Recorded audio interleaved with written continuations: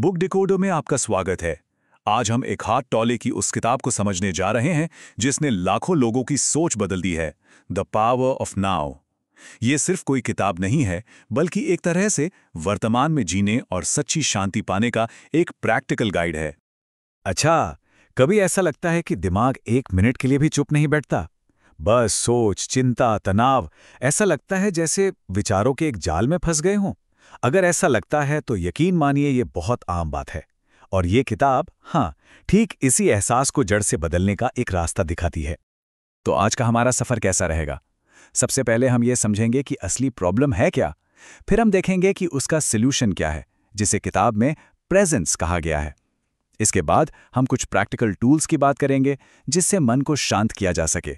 और आखिर में हम उस चीज को छुएंगे जिसे होने का आनंद कहते हैं, यानी बस इस पल में जीने का सुख।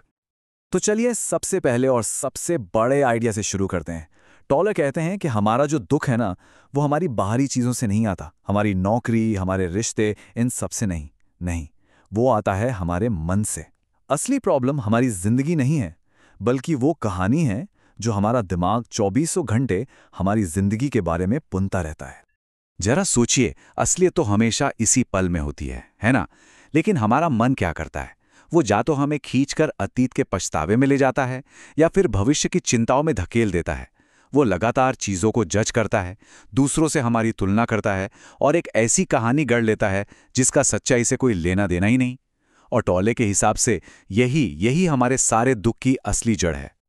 तो सवाल उठता है, ये कहानी लिख कौन रहा है? इसका लेखक कौन है? टॉले इसे कहते हैं अहंकार या ईगो। ये हमारे दिमाग के अंदर की वो आवाज है जो लगातार हमें बताती रहती है कि हम कौन हैं। हमारी नौकरी, हमारे रिश्ते, हमारी कामयाबियां, हमारी नाकामयाबियां, ये हमारी कह सकते हैं एक झूठी पहचान है जो सिर्फ सतह पर बनी है। और ये जो अहंकार है, इसको जिंदा रहने के लिए लगातार कुछ चीजें चाहिए होती हैं। उसे चाहिए ध्यान, उसे चाहिए मान्यता, उसे हर चीज पर कंट्रोल चाहिए। वो हमेशा खुद की तुलना दूसरों से करता रहता है। और हाँ, उसे ड्रामा बहुत पसंद है। क्यों? क्योंकि बिना समस्याओं के वो खुद को अधूरा महसूस करता है। इसीलिए तो शांति अहंकार की सबसे बड़ी दुश्मन है। ठीक है, तो अगर प्रॉब्लम हमारा मन और अहंकार है, तो फिर इसका सल्यूशन क्या है? यहीं से कहानी का दूसरा हिस्सा शुरू होता है। और सल्यूशन है प्रेजेंस, यानी उपस्थिति। और सुनिए, ये कोई बहुत रहस्यमयी चीज नहीं है, बल्कि ये हमारी सबसे नेचुरल स्टेट है, हमारी स्वाभाविक अवस्था। तो ये उपस्थिति है क्या? इसका मतलब बहुत सीधा है। अभी ठीक इसी पल में जो कुछ भी हो रहा है, उसे बिना किसी जजमेंट के, बिना कोई लेबल लगाए पूरी तरह से अनुभव करना। उसके बारे में सोचना नहीं, बस उसे महसूस करना।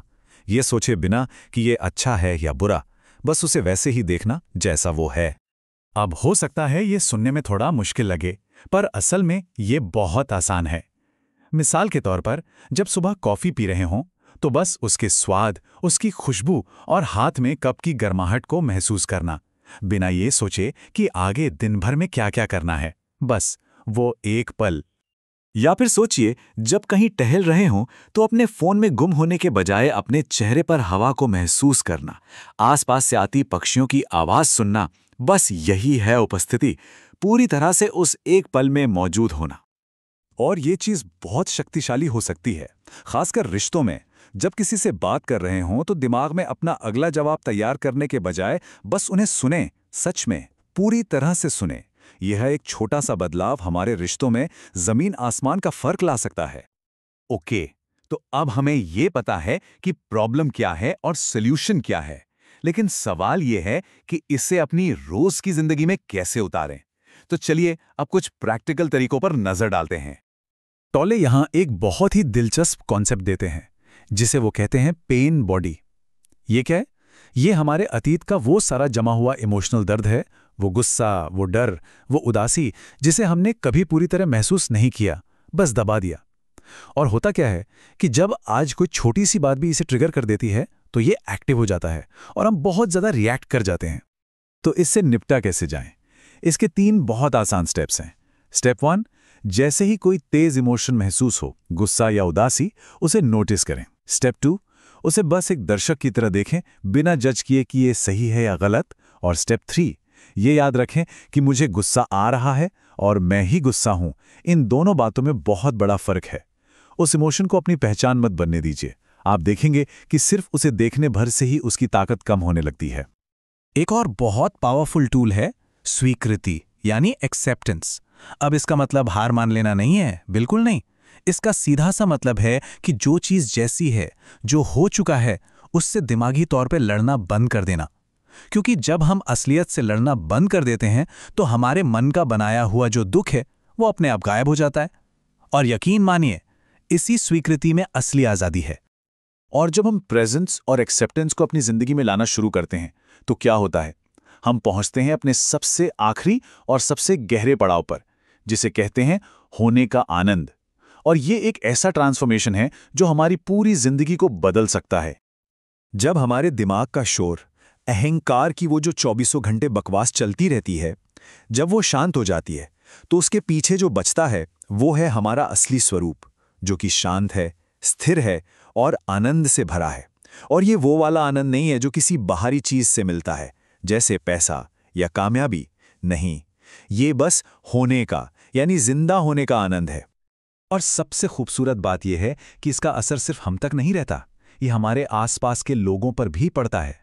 हमारे रिश्ते ज्यादा गहरे हो जाते हैं, हम लोगों को बिना जज किए ज्यादा ध्यान से सुनते हैं, हम छोटी छोटी बातों पर इमोशनली रिएक्ट करना बंद कर देते हैं, टकराव कम हो जाते हैं, और हमारी जो शांत मौजूदगी है वो दूसरों को भी शांत करती है। तो मैं इस पूरी बात को एक गहरे सवाल पर खत्म करना चाहूंगा। एक पल के लिए सोचिए, अगर अपने अतीत की कहानी, अपनी सफलताओं असफलताओं की कहानी, अपनी सारी समस्याओं की कहानी, अगर इस पूरी कहानी को एक पल के लिए साइड में रख दिया जाए तो उसके बिना आप कौन हैं? बस इसी सवाल का जवाब खोजने की प्रेरणा देती है द पावर ऑफ नाउ। देखने के लिए बहुत बहुत शुक्रिया। प्लीज लाइक और सब्सक्राइब करें और नीचे कमेंट्स में जरूर बताएं कि अगली कौन सी किताब को डिकोड किया जाए।